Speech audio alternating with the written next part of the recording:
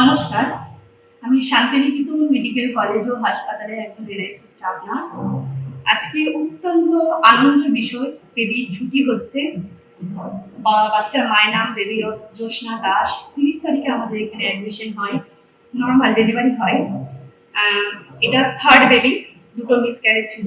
31 উইকসে delivery হয়েছে। তো মায়ের তো অনেক কিছু কমপ্লিকেশন ছিল, বাচ্চারও অনেক কিছু কমপ্লিকেশন ছিল এবং বাচ্চা জন্মের সময় শ্বাসকষ্ট হয়।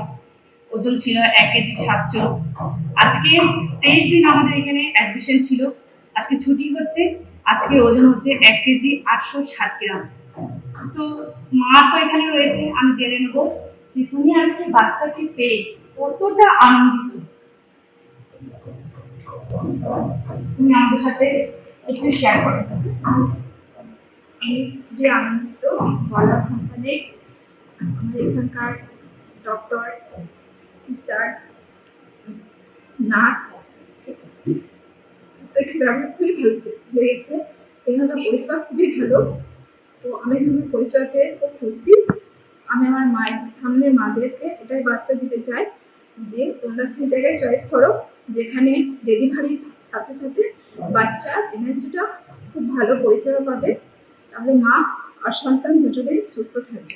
তুমি আজকে সন্তানকে পেয়েছো, কতটা ভালো লাগছে। আজকে বাড়ি যাবে, আমার বলার ভাষা নেই, এত আনন্দ পাচ্ছি।